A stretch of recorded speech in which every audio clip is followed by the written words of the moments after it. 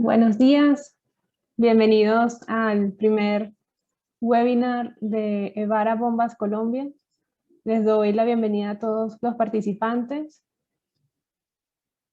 Por acá vamos a iniciar con un poco de historia para este tema y ya seguimos con todo lo que es la tecnología. Entonces, empecemos con que ya los seres humanos, se habla que desde más de 6.000 años recurrían a tratar el agua antes de ingerirla. ¿Cómo lo hacían? Dicen que unos exponían el agua varias horas al sol y detectaban que esto mejoraba en sabor y en propiedades. Otros cogían y la hervían. Otras civilizaciones optaban por almacenarla en vasija durante varios meses y se daban cuenta que en el fondo de las vasijas se acumulaban una capa de sedimentos. Entonces se daban cuenta que efectivamente esa turbiedad servía almacenarla durante esos meses. Otros, ya incluso muy pilos, cogían el carbón de la madera y hacían filtrar el agua por ahí y ya notaban también una mejora en sus características.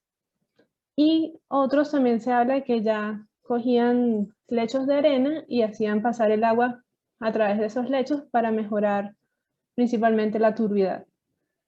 Entonces es muy chévere conocer desde los inicios ya los humanos detectaban la necesidad de tratar el agua. Para la charla de hoy, voy a un segundito a mover esta barra más acá. Listo. Para la charla de hoy, los temas van a ser primero empezaremos con los parámetros físico-químicos versus las normatividades. Eso es muy importante para saber nuestro inicio de tratamiento y a dónde necesitamos llegar. Seguiremos con métodos de captación, seguido por cribado y desarenado. Todos estos ya van orientados a separación física. Ya luego entramos en coagulación, floculación. Esto ya tiene un poquito de ambas, tanto física como química. Luego revisaremos todo lo que concierne a la filtración, ya sea por arena o por carbón activado. Y seguimos finalmente con la desinfección, etapa de desinfección y finalmente los métodos para la distribución del agua. Luego cogemos todos esos conceptos y los vamos a ir revisando en los esquemas típicos de tratamiento de agua específico para un río y luego vamos a ver cómo es el tratamiento para pozo. Entonces vamos a ver las similitudes y las diferencias entre ellos. Y por último, vamos a hablar de Evara para que nos conozcan un poco más.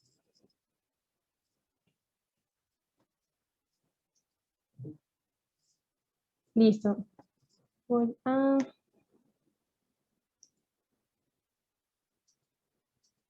Qué pena hacer una pequeña modificación. Listo, para que todo se vea. Ok, arrancamos con los parámetros físico-químicos del agua.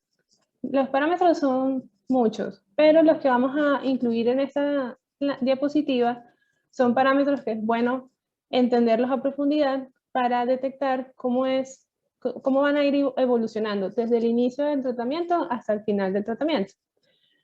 Entonces, iniciamos con la turbiedad. La turbiedad es un parámetro que me indica el nivel de transparencia del agua.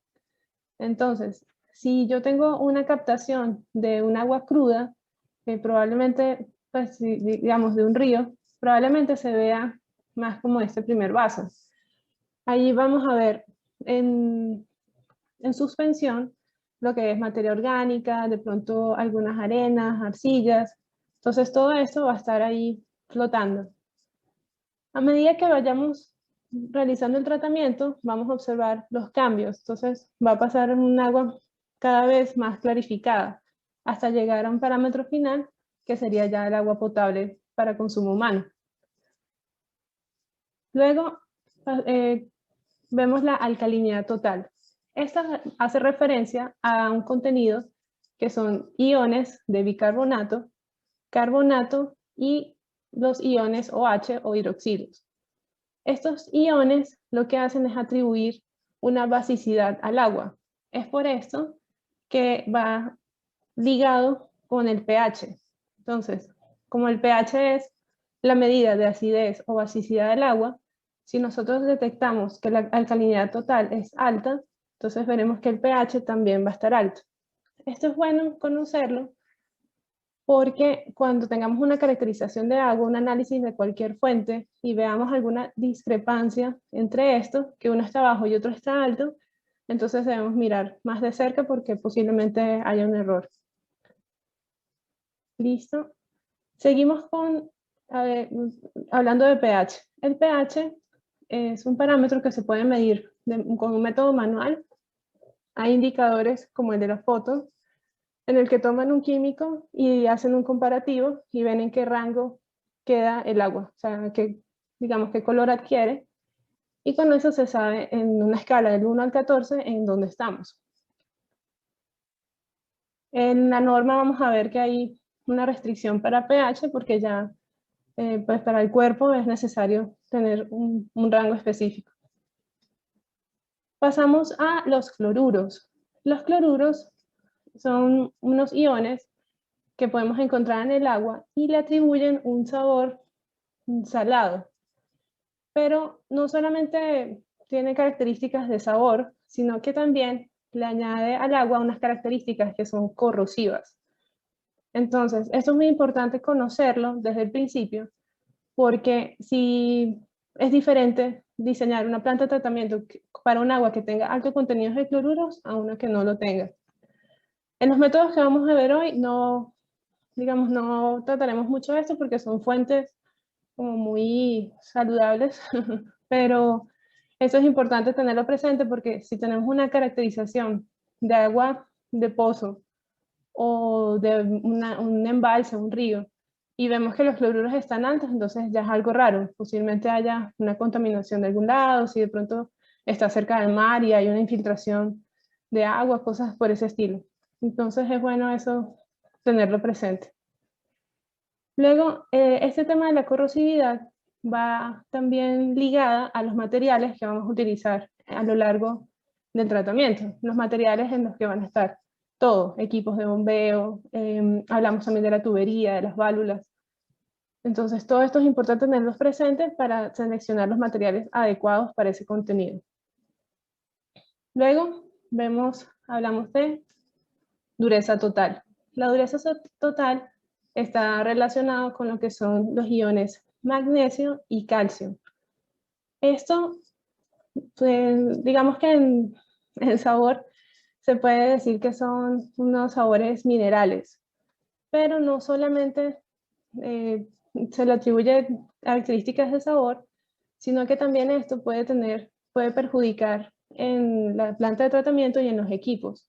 Esto tendría un efecto contrario a los cloruros.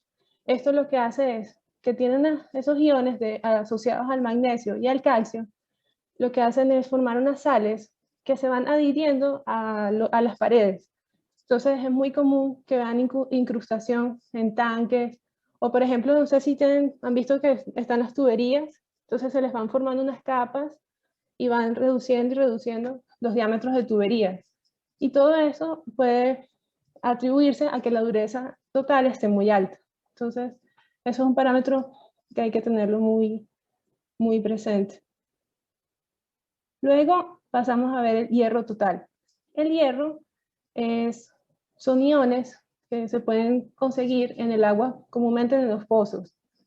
Entonces, esos iones al principio, cuando están disueltos, no se notan, pero cuando ya son bombeados a la superficie y en lo que hacen contacto con el aire, entonces, o sea, está la molécula, el ion de hierro con el oxígeno, se juntan y forman el óxido ferroso.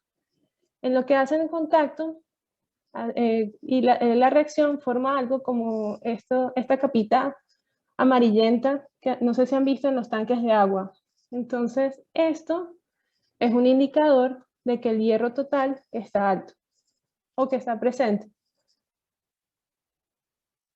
Y por último, vemos lo que es el cloro residual. Este es un parámetro que nos obliga la entidad a cumplir. Es decir, pues, obliga a las plantas, a las personas, a las plantas que realizan tratamiento de agua.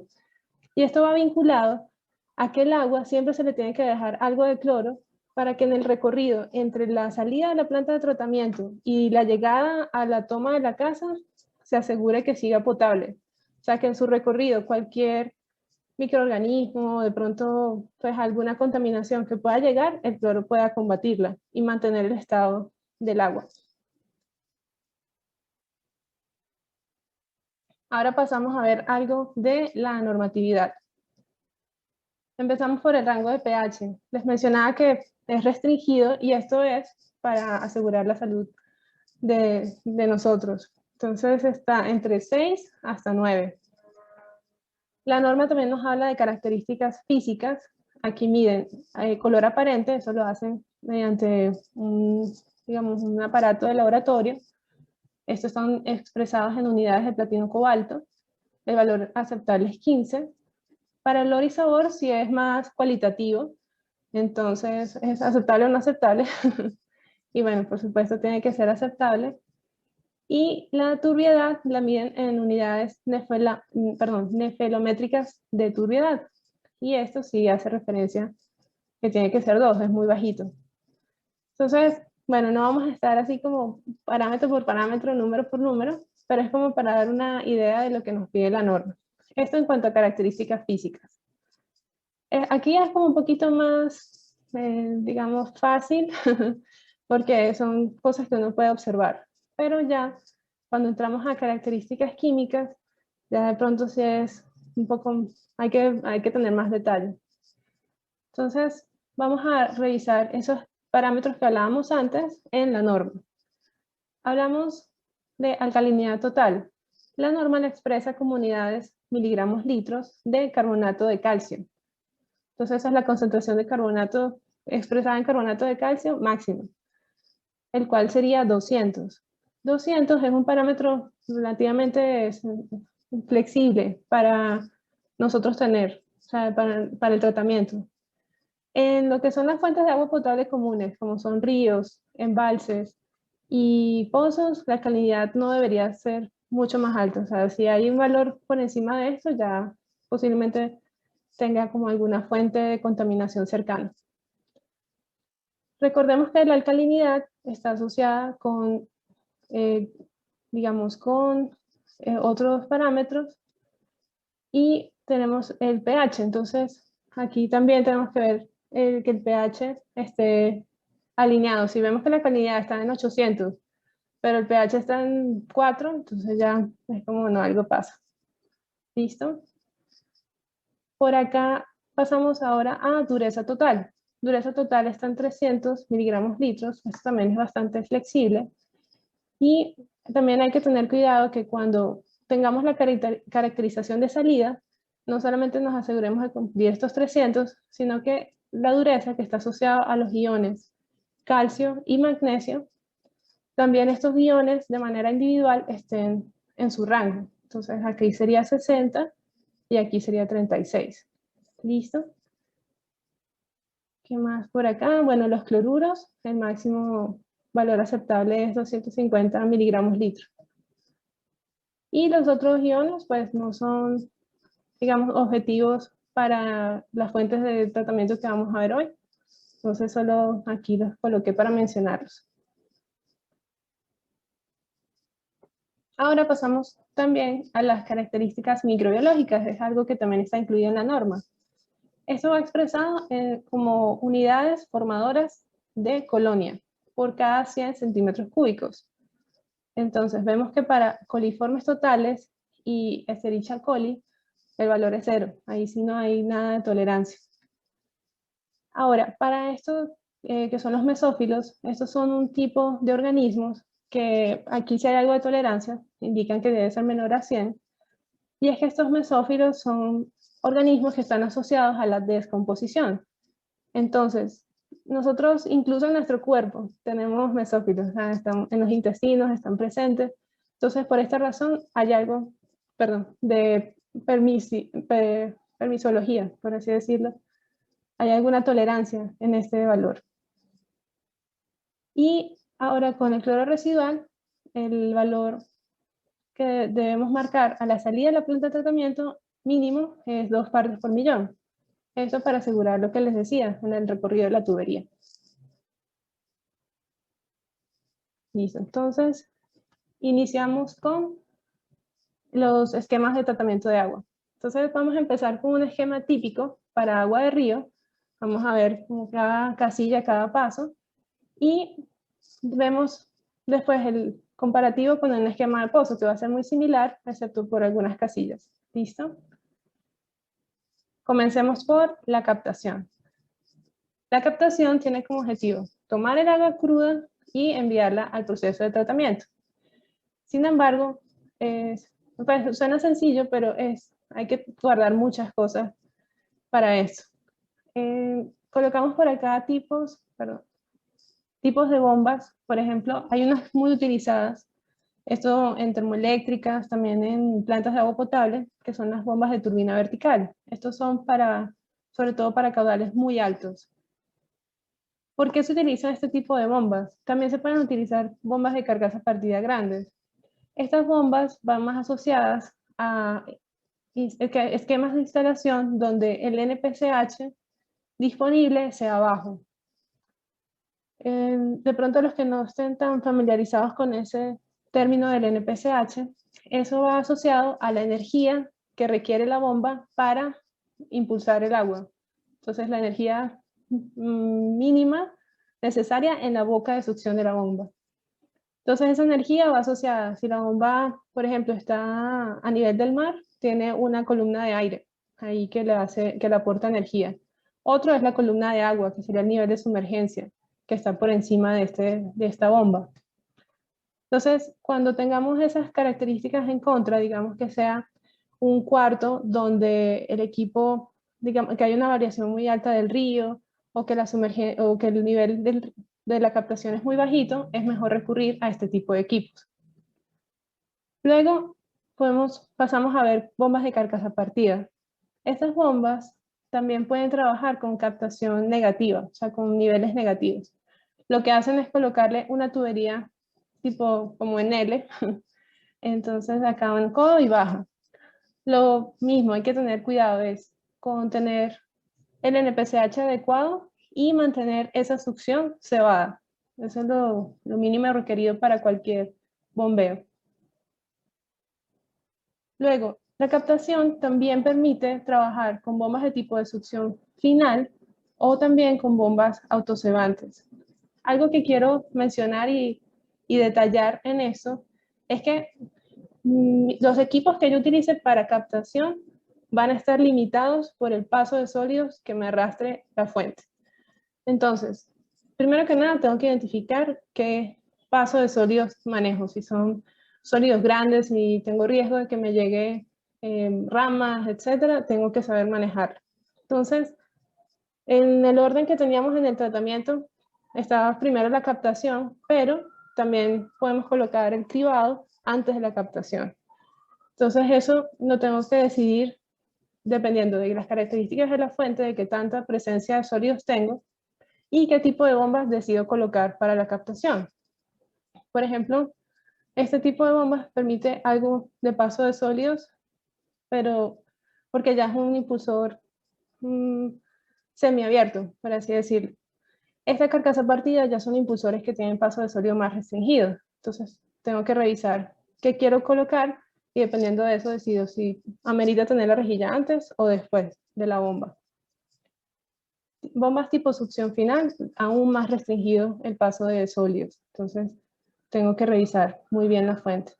Y las bombas autocebantes, por lo menos nuestras EFQ, permiten pasos de sólidos de 2.5 hasta 3 pulgadas. Entonces son mucho más permisivas para esto. Entonces, lo que se puede hacer es tener estas bombas en la captación y mandan el agua a que sea retenida, o sea, el agua con sólidos para que esos sólidos los extraiga la rejilla. Bueno, algo que quería mencionar que me parece una aplicación muy interesante es que se pueden colocar bombas en carcasa, perdón, en barbaza, en barcaza. En esto lo que hacen es colocarlas sobre el río o sobre el embalse, lo que necesiten, los colocan flotando.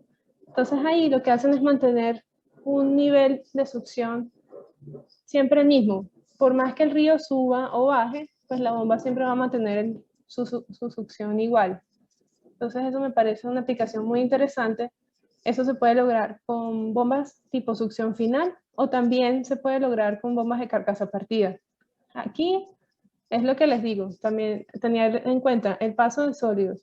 Si yo veo que es muy, digamos, muy bajito, o sea, o son pequeños y los puede tolerar el equipo, adelante. Pasamos a ver el cribado. El cribado tiene como objetivo retirar sólidos de diferentes tamaños que pueden haber sido captados en la captación o que vengan arrastrados al proceso de tratamiento. Entonces, este cribado puede venir, les decía, antes del equipo. Yo tengo que decidir cómo están las características.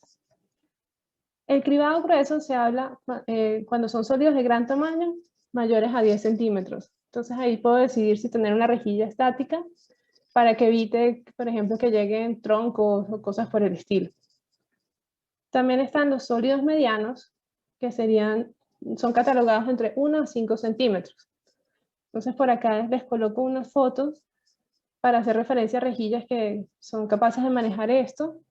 Aunque estas fotos son un poquito más de agua residual, pero es para ilustrarles eso. Entonces, por ejemplo, estas rejillas también pudieran ser para cargar troncos, ramas o otros objetos que puedan venir en el embalse o en el río.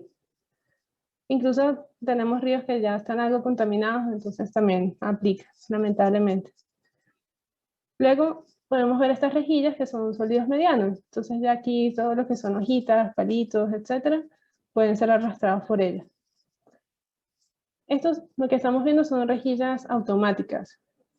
Ya también existen las rejillas manuales que son ya simplemente barrotes y listo. Por acá ya hablamos de cribado fino. El cribado fino hace referencia cuando tenemos paso de sólidos, o sea, que los sólidos remanentes queden entre 0 a 3 milímetros. Y yo digo que esto sería como el sueño de los bomberos, porque realmente, o sea, cualquier bomba puede bombear un paso de sólidos de 3 milímetros y no tendrían ningún problema de atascamiento, para nada. Pero bueno, entiendo que esto no es como lo más común. O sea, realmente cuando el tratamiento requiera que ya sea una fuente que arrastre demasiado sólido, es cuando esto sería necesario. Entonces tenemos los tamices rotativos, que lo que consisten es que el agua llega, pasa a través de un tambor. Este tambor va girando, lo raspa por acá un cepillo, los sólidos caen y eso se puede mandar a un contenedor para disposición final. Otro tipo de tamices finos sería el de chapa perforada. Yo hago una comparación en que esa chapa es como el rayo de la cocina, es como realmente una superficie laminada con huequitos. Entonces lo que hacen es que los sólidos van formando como una especie de alfombra y van uno sobre otro. Y ya después de que se cumple el perfil de carga, que lo vamos a ver ahorita, cuando se cumple ese desnivel en el agua de donde está la rejilla, entonces lo que hacen es ir hasta atrás y con un cepillo los hace caer en un contenedor y ya con eso lo saca. Veamos características de las cribas. Para los cribas manuales, los anchos de barra suelen estar entre 5 a 15 milímetros y el grosor entre 25 a 38 milímetros. Eso tanto en la manual como en la mecánica. El espaciamiento de barras en los manuales suelen colocarlos entre 2.5 y 5 centímetros. Esto es más asociado como al método de fabricación. Entonces son tal cual una canastilla. Y normalmente son entre 2.5 a 5 centímetros de cuadrícula. La mecánica sí le suelen colocar algo más, pueden ser más restringidas, pueden hasta 15 milímetros. Lo importante es que esto tengan en cuenta que los manuales, pues los métodos de limpieza básicamente es el operador y cada vez que ellos lo dispongan.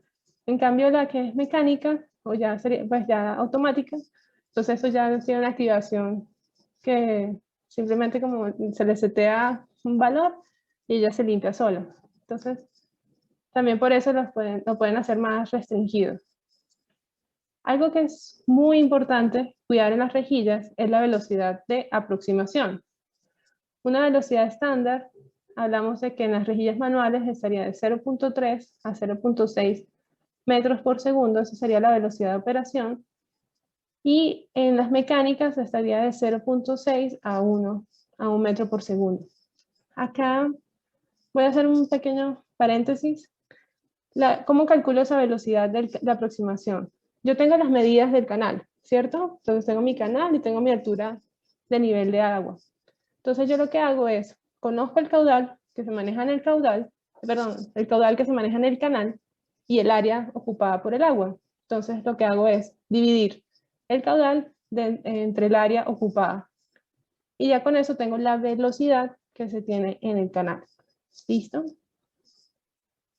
Ahora, hablamos también de una velocidad mínima, y esto está entre 0.3 a 0.5.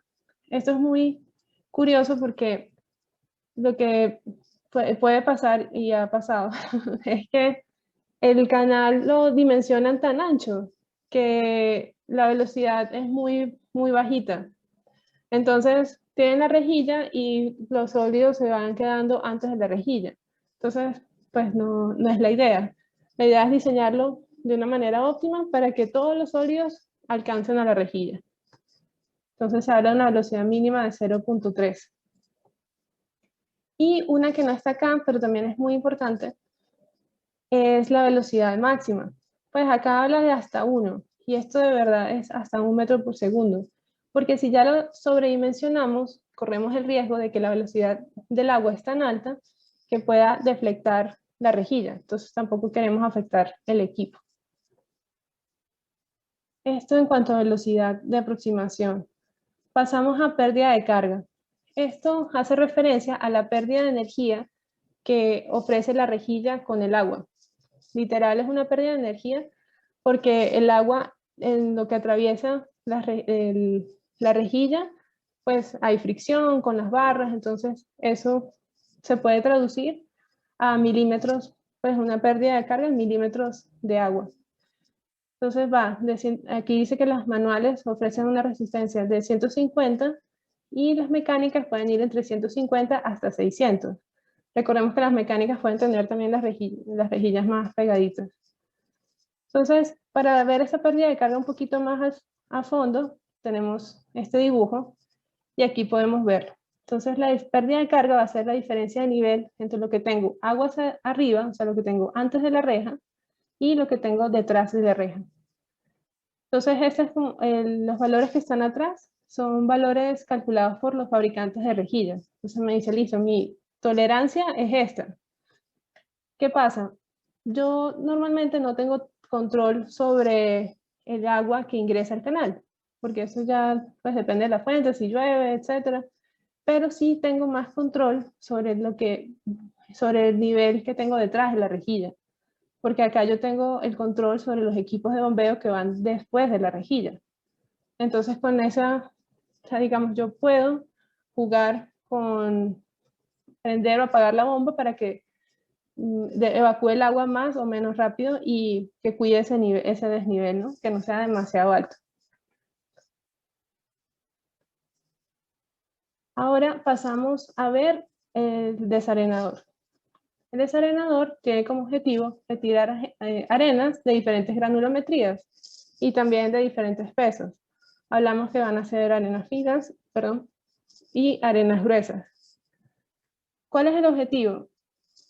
Evitar, bueno, eso tiene como muchas ventajas. Primero, evitar abrasión. Recordemos que al momento de retirar estas arenas, cuidamos todos los equipos que vengan después de tener que lidiar con esto. Entonces las arenas son bastante abrasivas y no solamente van a presentar, o sea, nos van a provocar más desgaste en equipos de bombeo, sino también en válvulas, en cualquier equipo rotativo que tengamos en el tratamiento. Luego, tenemos, bueno, lo mismo, minimiza problemas mecánicos, por lo que les menciono, tanto en tubería como en otros equipos. Y algo muy importante es que las bombas comunes trabajan con paso limitado de arenas. Entonces hablamos de 50 partes por millón. Esto es súper importante tenerlo en cuenta porque todo el tema de materiales debe ir soportado por esa cantidad. ¿Listo? Entonces hasta 50 partes por millón. Ya hay otras bombas en el mercado que son específicas para arenas, que tienen configuraciones especiales y aleaciones para trabajar con arenas. Veamos un poco, por ejemplo, en la fuente va a depender, por ejemplo, si el cuarto de bombeo está cerca del río, lejos del río o cerca de la playa. ¿Qué otras cosas? Por ejemplo, si está en una parte del río que es rápida o si es una parte del río que es más calmada. E incluso también la época del año influye. No es el mismo contenido de arena cuando está en verano que cuando estamos en invierno. Entonces, todo esto, estas variaciones hay que tenerlas en cuenta para nuestro diseño y para los equipos que se escojan. Ahora veamos los desarenadores horizontales. Estos son los más comunes y tradicionales en el tratamiento de agua. Hablamos que son de longitud, suelen estar entre 5 a 20 veces el ancho del desarenador. Y esto es para garantizar que la trayectoria de la partícula sea completa y alcance a bajar y a quedar en el desarenador. Hola, disculpa, qué pena contigo, se está escuchando entrecortada la comunicación. Ok. Un segundo, reviso el micrófono por si acaso. ¿Ya estamos mejor? Si se está entrecortando bastante, pues el internet de acá está bien. Personalmente escucho perfecta la charla. En el chat también dice que se está escuchando bien. Ah, ok. Bueno, listo. Espero ahí que la señal se mejore en el punto final. Listo, entonces continúo. Gracias por avisar. Entonces, les mencionaba que los desarenadores se dimensionan entre 5 a 20 veces el ancho del desarenador. 5 a 20 veces en largo. ¿Qué pasa? A veces el desarenador no alcanza y las partículas de arena no llegan a caer, pero ya son las arenas finas. Y eso, cuando sucede, pues podemos revisar más adelante, retirarlos en un sedimentador o ya que lleguen al filtro de arena. Entonces, eso en cuanto a los desarenadores horizontales. Ah, bueno, perdón, algo que quería mencionar era que estos desarenadores, en el fondo se le coloca un pequeño ángulo. Y esto es para que las arenas sean arrastradas hacia una cámara y normalmente lo que hacen es facilitar. Acá puede ser como un cubículo para colocar la bomba de desarenado. O simplemente lo dejan ahí y cuando se acumula lo suficiente traen un Vactor y lo sacan. Eso es también muy común. Ahora pasamos a los desarenadores tipo Vortex. Los Vortex lo que hacen es fomentar ese efecto Vortex y lo que hacen es que esa trayectoria que veíamos antes, que requería entre 5 a 20 veces la longitud del desarenador, se acorta, porque ese efecto Vortex hace que la partícula caiga mucho más rápido. Lo otro bueno de los desarenadores Vortex es que ya de por sí tienen esa cámara para retener las arenas, entonces ya es mucho más fácil para un equipo de bombeo extraerlas.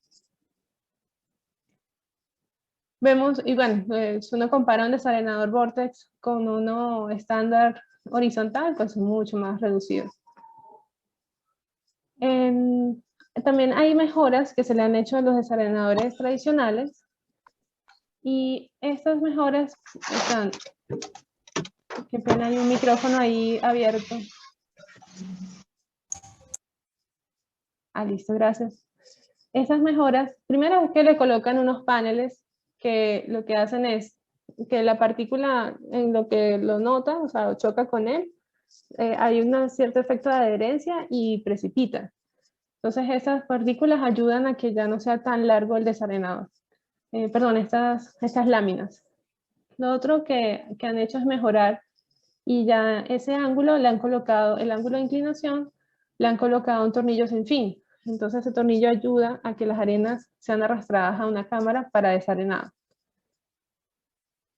Lo otro es que la bomba de desarenado, incluso ya hay equipos que cogen, o sea, que lavan las arenas para disposición final. Entonces hasta ese grado de tecnología estamos llegando. Pasamos ahora a ver coagulación y floculación. La coagulación nos habla de neutralizar cargas y promover la agrupación de sólidos suspendidos. Estos son dos pasos que van muy de la mano. Primero hay que hacer una coagulación. ¿Qué sucede? Cuando yo tengo el agua, como está acá, así toda suspendida y alborotada, tengo como cierta carga, eso se refiere como una carga positiva o negativa, o sea, está con ciertos iones ahí flotando, y eso es lo que la mantiene así dispersa. Esas son las cargas pues de arenas, perdón, materia orgánico, lo que haya quedado después del desarenado. Entonces lo que hago es inyectar un coagulante, que puede ser sulfato férrico, o se me escapa el otro nombre. Pero bueno, coagulantes que se le inyectan y lo que hacen es neutralizar estas cargas. Entonces ya ellas no están con esa tendencia a separarse entre sí, sino que ya tienen mayor tendencia a estar agrupadas. Entonces ese es el primer paso. Y segundo, lo que aplico es un floculante. Los floculantes suelen ser cadenas de polímeros, digamos unas cadenas largas, que lo que hacen es atrapar esos coágulos que están quedando. Entonces lo que hacen es formar cadenas mucho más largas y lo que hacen es agrupar y formar lo que llaman flóculos. Ya estos flóculos, como son de mayor peso y mayor tamaño, son más fáciles de retirar en pasos posteriores, en un sedimentador o en una filtración. Una cosa antes de pasar a filtración.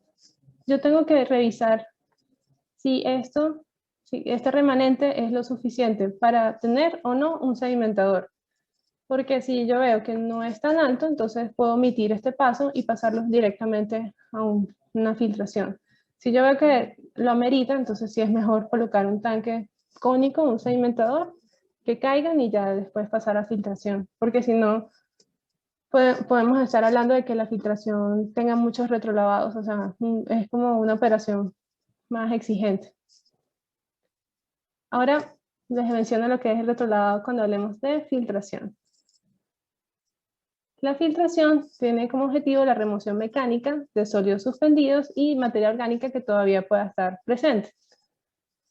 Las bombas, hablamos primero de las bombas porque son las que van a inyectar a la filtración por arena y queremos hacer una nota importante en este paso. Los filtros de arena suelen trabajar con dos puntos de operación. Uno está entre 70 y 50 psi y el otro es la presión de retrolavado, que es de 40 a unos 20 psi. Entonces eso, si lo vamos a ver en la curva de la bomba, se ve como algo así. Entonces, un ejemplo de una planta de tratamiento, un filtro diseñado para 50 metros cúbicos hora, y por acá tenemos unos 35 metros, que equivale más o menos a 50 psi. Eso es cuando el filtro de arena trabaja normal, o sea, con el, digamos, ingresa por la parte superior y baja. Entonces, esa columna de arena me ofrece mayor resistencia que cuando yo hago retrolavado. Cuando hago retrolavado, el agua, lo vamos a ver en el esquema siguiente, ingresa por la parte de abajo y lo único que tengo que hacer es, o sea, lo único que se opone o que me genera la carga dinámica total es que tengo que levantar la arena para que se limpie y ya salga el agua por la parte de arriba. Entonces esos dos puntos se exige una carga dinámica a la bomba diferente. Pero es bueno que la bomba maneje los dos puntos. De esa manera yo puedo tener un mismo equipo para operar el filtro de arena y para retrolavarlo, sin necesidad de adquirir otra bomba que la use solamente para los retrolavados. Y es lo ideal porque, por ejemplo, en esta curva hablamos de que es un doble de caudal. Y es que en los retrolavados normalmente se requiere el doble o hasta el triple para un buen retrolavado. Por acá les menciono la operación de un filtro de arena. Un filtro de arena por dentro tiene unas flautas, tiene aquí una cama de gravilla, tengo otra foto que se ve un poquito más detallado, y está la cama de arena. Entonces, en una filtración normal de filtro de arena ingresa por arriba, cae por, digamos, por un colector, pasa por la cama de arena a presión y sale por la parte inferior. Cuando voy a hacer el retrolavado, lo que hago es cerrar esta válvula y esta, y abro la de abajo y abro las opuestas. Entonces, abro la de abajo para que ingrese por esta parte, y ya a través de las flautas lo que hacen es alterar la arena y para llegar a la materia orgánica, o sea, para remover toda la materia orgánica. Y sale por la parte superior. Acá hablamos de que el retrolavado se aconseja hacerlo más o menos cuando hay una caída de presión, o sea, que yo tenga un manómetro en la entrada y uno en la salida, y que la diferencia de presión entre ellos sea entre 8 a 10 psi. Incluso hay personas que prefieren hacerlo antes de que llegue a los 8 psi, porque cuando ya estamos en, digamos, que ya llegó a 10 psi, puede implicar que la partícula está súper metida en la arena, entonces ya es más difícil sacarla en un retrolavado. Entonces prefieren hacerlo con antelación. Aquí algo que quería enfatizar es que yo, es decir, yo a la bomba no le digo como, bueno, ahora estoy en retrolavado. No, ella al hacer el cambio de posición de válvulas y simplemente el sistema le pide menos presión porque es solamente subir esa columna de arena. Entonces, al cambiar el sistema, el punto de operación, o sea, de este sistema que es el de operación, paso a este sistema que es el de retrolavado. Entonces, esto es muy importante y me gustaría que lo internalizaran, porque uno no le asigna la presión de trabajo a la bomba, sino que ella se adapta a las condiciones que uno le ponga. ¿Listo? Por acá pasamos a filtración de carbón activado. El carbón activado nos sirve para remover color, olor y sabor. Y eso es mediante una absorción química. La absorción hace referencia a que se adhiere, o sea, esos iones o esas partículas que le atribuyen propiedades al agua, se adhieren al carbón activado y ya se quedan con él.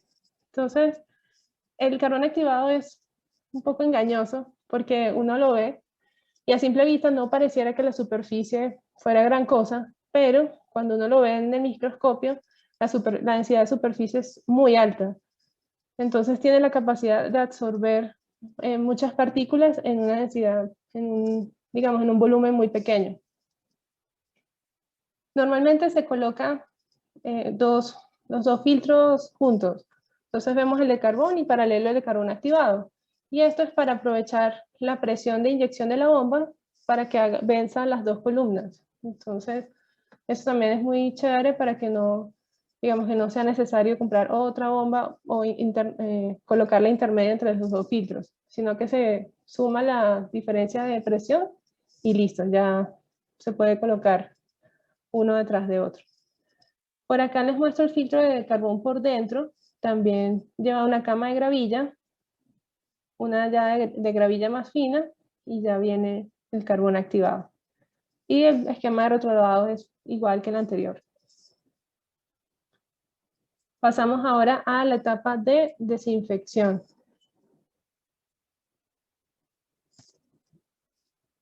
Qué pena que acabo de ver un mensaje de un compañero, no sé si muy tarde, que está ayudando. Listo. Voy a hacer el control para que mis compañeros puedan revisar.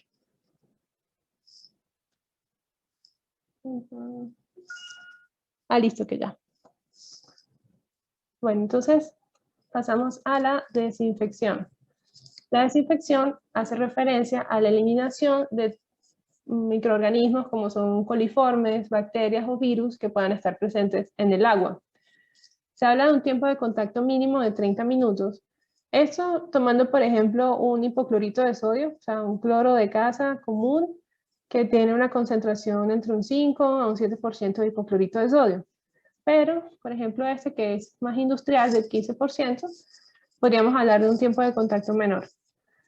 Sin embargo, esto es como 30 minutos, se dice que es para garantizar el 99% de eliminación de bacterias y virus para eso, para hipoclorito de sodio común, o sea, de casa.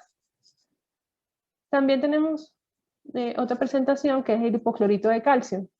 Esta normalmente ya viene en sólidos y se presenta en pastillas. Y esto es muy común, por ejemplo, para utilizarlo en los tanques de las fincas o también en los sistemas de piscinas. Ya otro más especializado son las bombas de diafragma, ya para dosificación. Entonces ya esto es ya muy puntual, o sea, son bombas volumétricas. Lo que hacen es agregar mililitros en una unidad de tiempo y son muy precisas. Estos son 3 métodos de desinfección, hay más, pero estos son los más comunes. Por aquí traigo otros 2 para que los conozcan. Uno sería la ósmosis inversa. Las ósmosis inversas consisten en equipos que son cartuchos que tienen unas membranas con unas micras muy pequeñas. Hablamos de 0.001 micras y no es digamos, lo filtra tanto físicamente, pero es más por afinidad química. Entonces, también lo que tenga afinidad con la membrana va a tender a retenerlo, pero lo que no tenga afinidad, pues se le escapa a la membrana. Esto en cuanto a iones. Por ejemplo, las membranas no solo retienen virus y bacterias, sino también nos van a ayudar a retener cloruros, por ejemplo, sulfatos. Entonces, estos iones son compatibles con las membranas. En algo para que tengan en cuenta, las membranas suelen operar con bombas multietapa vertical. Primero porque vienen en un esquema tipo paquete. Lo segundo es porque operan con altas presiones. Hablamos que van a estar entre 120 hasta 300 psi. Esto va a depender de la caracterización del agua, porque si tengo una caracterización, por ejemplo, que tenga concentración de cloruros muy altos, entonces ya va a tender a ser más 300 psi. Entonces, igual de estas bombas, las multietapa vertical son adecuadas para manejar caudales pequeños y medianos con altas presiones, que es lo que normalmente manejan las ósmosis inversas. Luego vemos por acá las lámparas UV. No sé si se acuerdan que al inicio de la charla hablábamos de que la gente colocaba vasijas al sol para mejorar las propiedades del agua, y es que los rayos ultravioletas del sol tienen efectos bactericidas sobre el agua.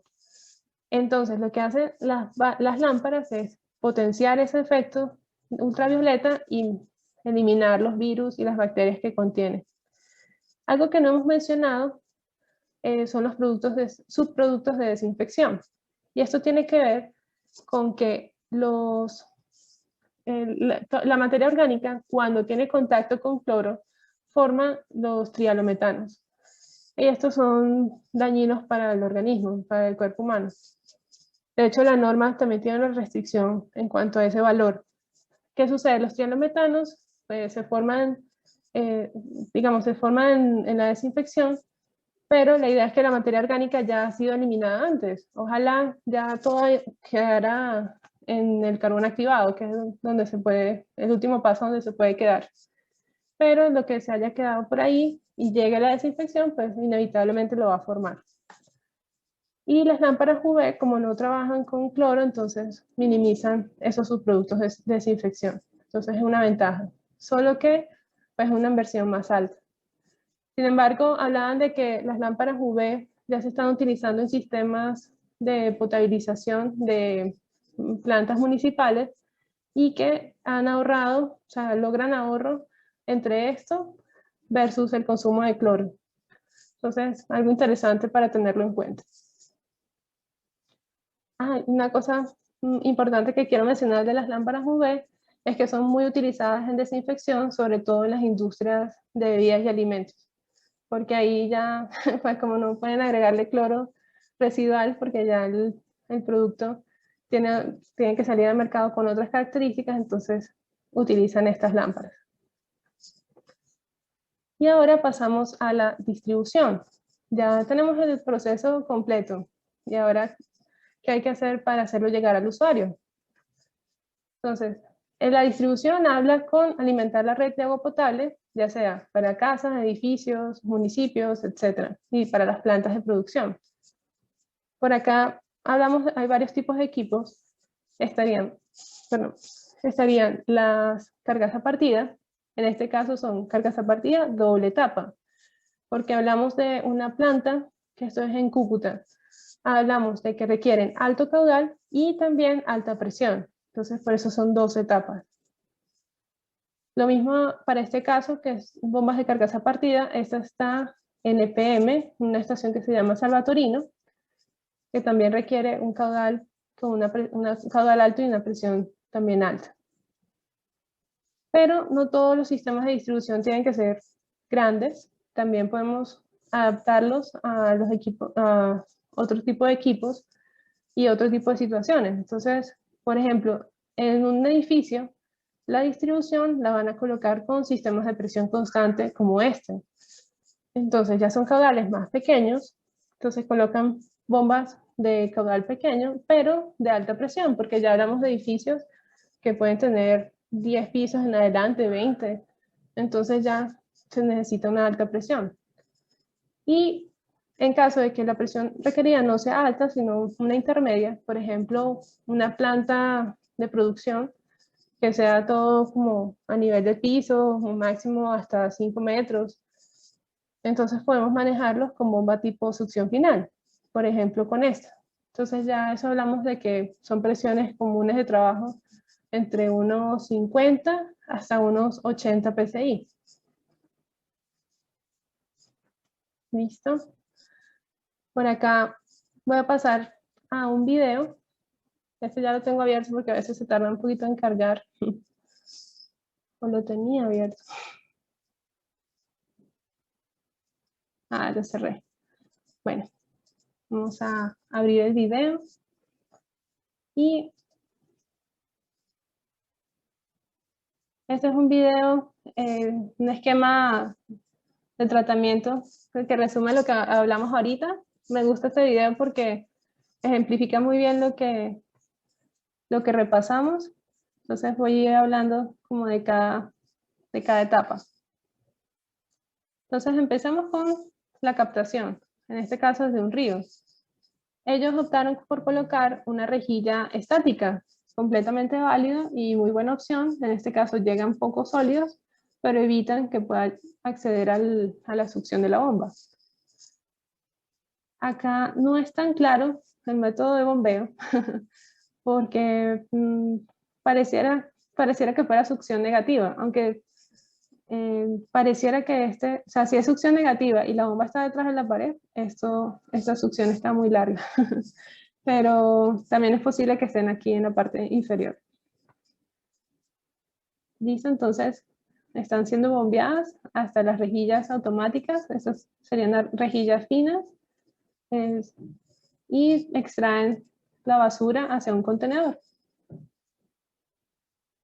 Entonces de aquí pasamos a la etapa de coagulación, seguida de floculación. Aquí quiero hacer un par de notas. Primero que la coagulación podemos estar hablando que se hace entre unos 10 hasta unos 30 minutos. Entonces se agrega el coagulante, se agita y ya en ese tiempo se espera que se forman, que ya estén listos los coágulos. Algo importante es que se puede hacer una prueba de jarras y es lo más recomendado para conocer qué dosis necesito agregar para que se me forme ese coágulo. Y lo mismo pasa con el floculante. Yo cojo una dosis, agrego un polímero y ya determino antes de pasar a la etapa de tratamiento cuánto de polímero debo agregar para que logre el resultado. Y esto va a depender porque hay polímeros que van a ser de una reacción más corta, otros de más larga. Entonces, por ejemplo, una floculación que nos puede demorar entre unos 30 a 60 minutos, entonces con un polímero nos puede lograr 30 y con un tipo de agua. Y para ese tipo de agua con otro polímero pueden ser 60. Entonces eso es muy bueno tenerlo en cuenta. Luego acá pasamos a una etapa de sedimentación. Acá colocaron unas lamelas para promover una sedimentación un poco más rápida. Y por gravedad pasaron a unos filtros de arena. Entonces, pues estos filtros ya son mucho más extensos, ¿no? Porque ya no, pues no son a presión. Entonces también algo completamente válido tener filtros por gravedad. Luego pasamos a una etapa de desinfección. Esta desinfección optaron por ozono, que también es bastante efectiva.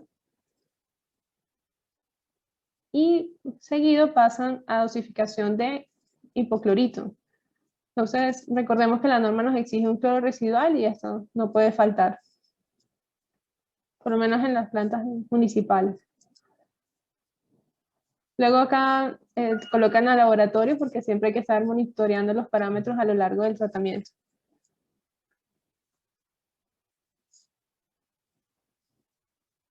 Y listo, ahora volvemos a nuestra presentación y ya cerramos el capítulo de tratamiento de río. Ahora pasamos a ver el tratamiento de pozo, un esquema típico. Vemos que es muy similar, excepto la captación y el primer paso de tratamiento. Entonces pasamos a ver las bombas de pozo profundo. Normalmente se colocan bombas de tipo lapicero. Nosotros tenemos estas bombas de tazones, por ejemplo, en sistemas de ingenios, los pozos pueden estar por ahí entre 150 hasta unos 200 metros de profundidad. Entonces se tiene que instalar la bomba en un pozo profundo. Se pueden colocar con mangueras, nosotros preferimos de esta manera y también tenemos la manguera para la instalación porque es más rápido en la instalación. Lo que normalmente duraría una instalación típica con tubería, que son 3 días, se puede hacer con una manguera y ya pues en un día o hasta menos se puede tener eso instalado. Entonces estas bombas ya podemos hablar de potencias de todo tipo, pueden ir pequeñas desde 5 caballos hasta gigantes de 400 caballos. Eso les mostraba que va en el pozo profundo. Entonces, del pozo profundo pasa a una torre de aireación. Entonces, digamos que la bomba nos entrega el caudal en la parte superior de la torre y ya lo que hace es proceder como a agregar el agua con los contaminantes del pozo a las bandejas. Normalmente los pozos tienen una concentración de hierro alta. Estamos hablando de unos 5, algunos pueden estar entre 2 a 5 miligramos por litro. Y esto en la norma, de pronto no se acuerdan, pero la norma nos dice que es 0.3, entonces es bastante restringido. Lo bueno es que el hierro es bastante fácil de remover porque solamente al tener contacto con oxígeno ya él forma su óxido y se puede quedar en cualquier parte. Entonces, acá al llegar en contacto con el oxígeno, se nos va a formar esa capita amarilla que teníamos al principio en el tanque de agua. Se va a formar sobre estos pellets. Entonces aquí está nuevo sin estrenar. Pero ya en lo que empieza el uso y si tiene contenido de hierro, pues ya eso se adquiere ese color. Lo otro que podemos hacer en este paso es optar por la inyección de hipoclorito antes de que llegue a la torre de aireación. Y esto lo que hace es tener un tiempo de reacción dentro de la tubería y con eso ya ayuda a que sea más rápido. Entonces cuando ya llega a estas, digamos, a estas bandejas, ya tuvo ese tiempo de reacción y simplemente se queda ahí. Y bueno, ya para cerrar la charla, quería hacerles un comentario que en Colombia el acceso a agua potable lo tienen 47 millones de personas. En los planes departamentales se tiene proyectado que para el 2030 ya puedan llegar a 3 millones de personas más para completar 50 millones con acceso a agua potable. Entonces, ya con las tecnologías que vimos el día de hoy y los conocimientos y aportes de todos, seguramente lograremos esta meta. Muchísimas gracias por participar y bueno, voy a hablar un poco de la empresa antes de entrar a la ronda de preguntas. ¿Listo? Evara es un grupo empresarial conformado por 96 empresas. Tiene 3 líneas de negocio principales. Está Fluid Machinery, aquí estamos nosotros con las bombas, pero también hay compresores, turbinas a nivel mundial. Está la línea de Environmental Engineering con el tratamiento de residuos y Precision Machinery con fabricación de semiconductores. Aquí lo más pesado es el Fluid Machinery. Contamos con 12 plantas de fabricación a nivel mundial y 23 compañías comerciales, 23 oficinas comerciales a nivel mundial. Por acá, en nuestro portafolio, tenemos equipos para todos los pasos de tratamiento, desde la captación, toda la alimentación de filtros, distribución, todos los pasos. Y por acá algunos proyectos a nivel mundial que hemos ejecutado, hay de todo, desde embalses, metros, aeropuertos. Entonces, lo que necesiten, a la orden. Ahora sí pasamos a las preguntas. Voy a abrir por acá el chat.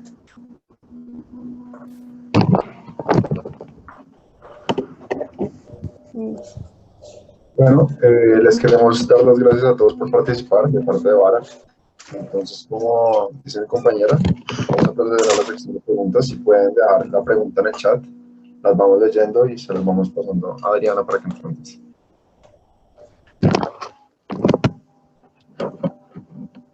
Listo, por acá veo una pregunta en el chat. Dice, ¿el manejo de ozonización como elemento alterno, tienes alguna opinión? Bueno, con el ozono sé que hay equipos, bueno, no lo conozco tan a fondo, pero lo que conozco es que hay equipos que sirven para generar ozono en campo y que pueden ser bastante útiles en cuanto a competir con hipoclorito. O sea, en el manejo de químicos es como mucho más simple. Entonces, muchas empresas de tratamiento de agua optan por migrar a ozonización. Comentarios sueltos que he escuchado es que el agua puede quedar con cierto sabor. Entonces, de hecho, sí, no sé si han tenido oportunidad de probar agua ozonizada con esos aparatos caseros. O sea, aparatos caseros no, que están instalados en las casas. Entonces sí puede quedar como algún sabor distinto. Pero como método de desinfección es muy efectivo. Si alguien de pronto quiere hacer una pregunta abierta, por favor levantar la mano. Primero el botón de levantar la mano para abrirle el micrófono y que pueda hacerlo.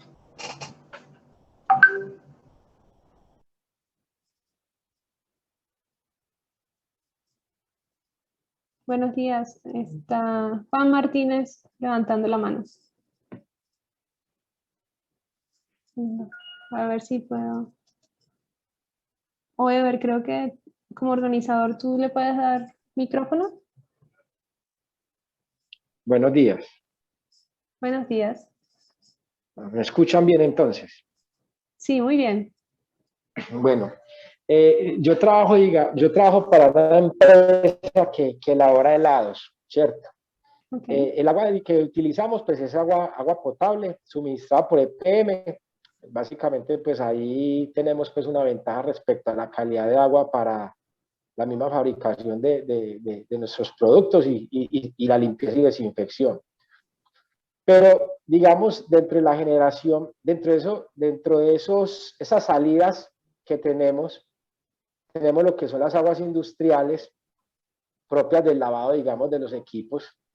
Estas aguas industriales contienen, digamos, componentes cálcicos propios de la leche, pero también, digamos, un componente grande que es la grasa. Okay. Nosotros contamos con un sistema primario, ¿sí? De tratamiento de agua residual, básicamente en donde se hace pues como una separación inicial de la grasa, básicamente, pero luego entramos a una etapa de tratamiento con bacterias, ¿cierto? Para poder degradar, digamos, esa materia orgánica y pues empezar a dar cumplimiento de un DQO básicamente, ¿cierto? Que es lo que la norma ambiental pide. Sucede que después de ese tratamiento, o digamos de ese tratamiento, digamos, secundario, luego, una de las dificultades que hemos presentado es hacia el tratamiento terciario, o sea, nosotros tenemos una UF, ¿cierto? Una unidad de filtración por membranas, pero sí el problema que se ha tenido o que hemos tenido es que esta UF pues, tiende, digamos, a taponarse muy rápido, ¿cierto? Lo que conlleva que tengamos que hacer ciclos de lavado más continuos. Ustedes, dentro de lo que ha manejado y su experiencia en el manejo, digamos, de este tipo de aguas residuales cuyo contenido de grasa es alto y que la separación de la grasa pues, es algo compleja, y de esos sólidos, o sea, ¿qué podrían plantear? Ok. En eso he visto mucho, y sobre todo en industrias de lácteos, un sistema que se llama DAF, que ese es Diffuse Air Flotation. Eso es flotación. Digamos que ese es nuestro sistema primario, ¿cierto? En donde con un DAF por flotación lo que hacemos es una separación, digamos, de esos lodos, ¿cierto? Parte de esos lodos que nosotros llamamos fisicoquímicos los llevamos a un filtro prensa, y ahí hacemos una separación, ¿cierto? De esos lodos para poderlos disponer. Pero el resultado también de ese DAF es un agua que también todavía tiene un componente sólido, ¿cierto? Los componentes sólidos, y hay una materia orgánica presente que se hace necesario para nuestro caso hacer un tratamiento con bacterias, ¿cierto? Para también finalmente cumplir básicamente lo que es la DQO. Y es hacia adelante donde, digamos, ve uno a nivel de la industria del helado que se vuelve mucho más complejo para garantizar precisamente el vertimiento final. Sí. Hay varias opciones que uno logra, digamos, como evaluar. Una es el uso, digamos, de ese tratamiento con bacterias, pero seguido a eso debe ir, digamos, un sistema de ultrafiltración con membranas. Esa es una opción, pero básicamente se vuelve un sistema que también es difícil de manejar y muy costoso. Ok, bueno, normalmente lo que he visto es los sistemas DAF, y tienen también como un tanque secundario para, pues es como el DAF, voy a buscar un esquema porque yo tengo esa, digamos, una presentación donde habla de ese equipo. Aunque esto es un poco más de agua residual, me parece que es interesante para todos conocer.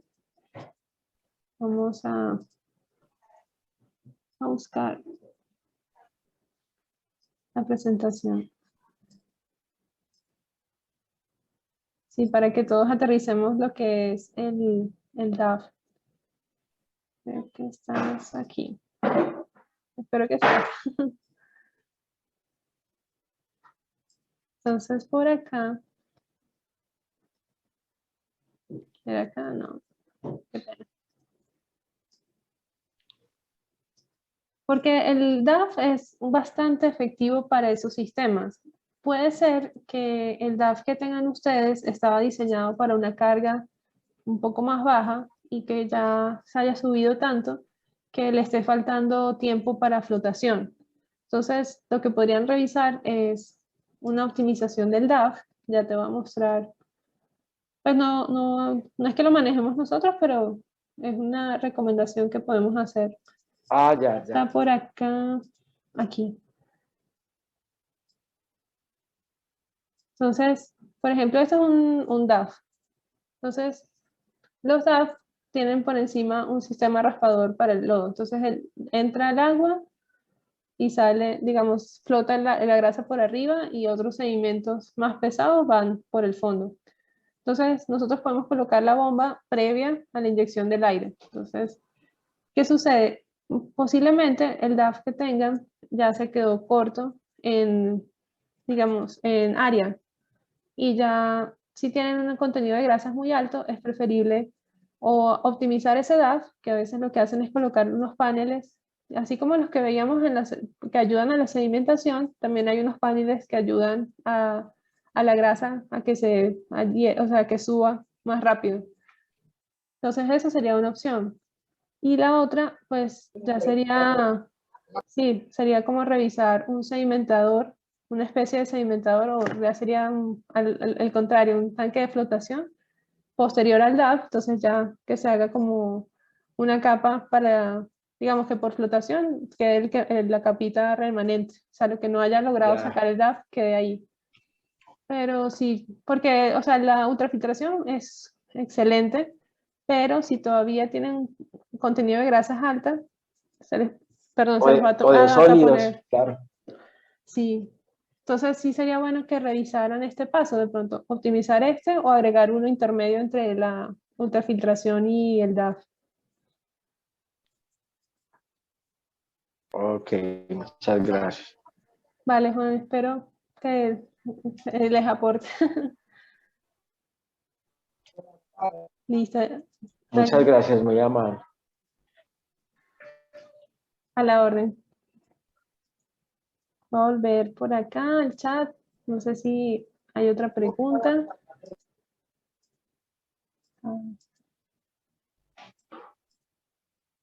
No sé cómo volver al chat. Bueno, en el chat hay más preguntas, pero si alguien tiene una pregunta abierta, puede levantar la mano.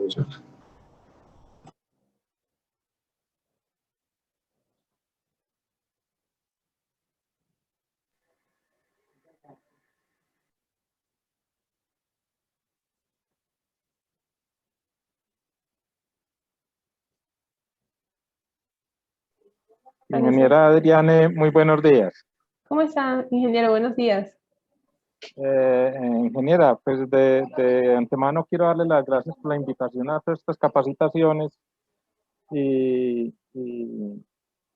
tengo, pues, hay muchas dudas con la presentación, bueno, no con la presentación, sino con el trabajo que uno tiene y yo creo que no hay espacio ni tiempo para hacer todas esas inquietudes que tengo.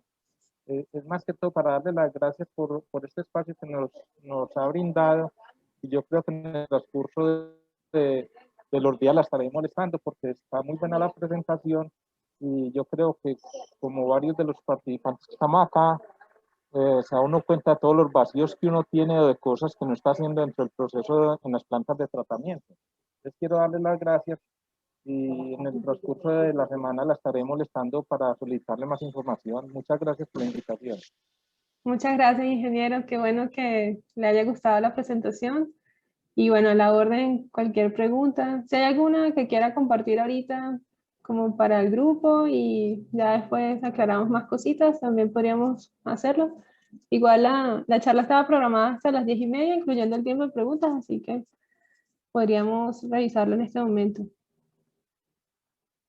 Pues, alguna que quiera traer. Tengo unas, son varias, pues porque es que tenemos varias plantas en la empresa. Ok. Tengo una, el carbón activado, ¿cada cuánto se debe estar cambiando en la planta? ¿O cuál es el tiempo de vida útil del carbón o cómo lo determina uno? Ok, hay diferentes orígenes para el carbón. Está el carbón mineral y otro que se llama el carbón vegetal. Cada uno tiene propiedades diferentes y tiene una densidad superficial diferente. No recuerdo en este momento exactamente cuál tiene más superficie, pero bueno, eso es un factor que determina que va a durar más. El otro también sería la carga que estén manejando ahorita, porque ya dependiendo de eso, el carbón tiende a saturarse más o menos rápido. Ahí depende de las características del agua. También algo que no, a veces no se tiene presente, pero pues, por unos clientes me han comentado, es el tiempo que tengan con el carbón activado, por ejemplo. si tienen guardado el carbón activado durante un tiempo, qué sé yo, lo adquirieron y les sobró, entonces 6 meses después lo van a usar, ya ese carbón no tiene las mismas propiedades que hace 6 meses. Entonces también influye el tiempo, como que qué tan fresco está el carbón. Entonces ahí yo lo invitaría a que podemos revisar, es como la caracterización de agua que ustedes tengan previa al carbón activado para ver qué parámetros pueden estar haciendo que ese carbón requiera cambio continuo, o porque de pronto hay unos pasos que se pueden hacer previo al carbón activado para que el retrolavado o el cambio del carbón no sea tan seguido.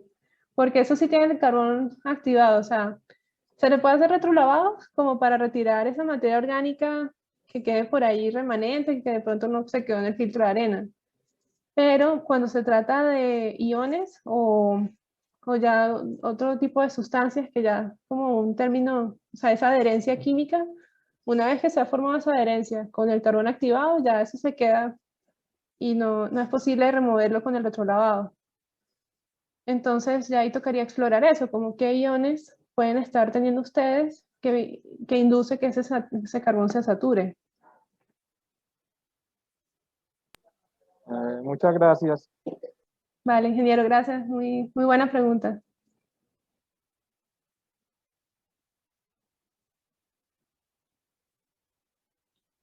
Sí, no sé si otro participante tenga alguna otra pregunta que le pueda colaborar.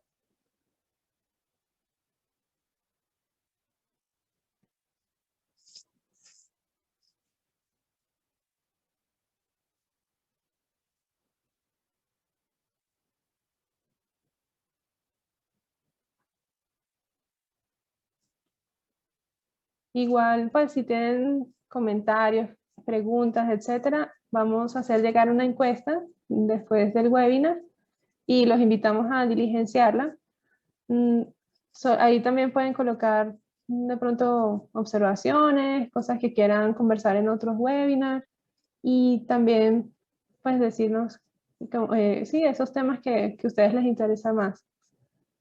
Con el diligenciamiento de la encuesta, ustedes van a acceder a una copia de la presentación para que lo tengan en cuenta y también vamos a devolver un certificado de participación. Entonces, los invito a diligenciar la encuesta.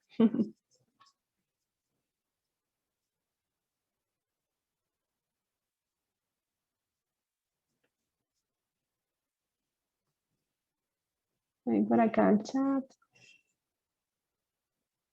Listo. Muchas gracias a todos por participar. Y bueno, espero verlos en otros webinars que estaremos agendando durante el año.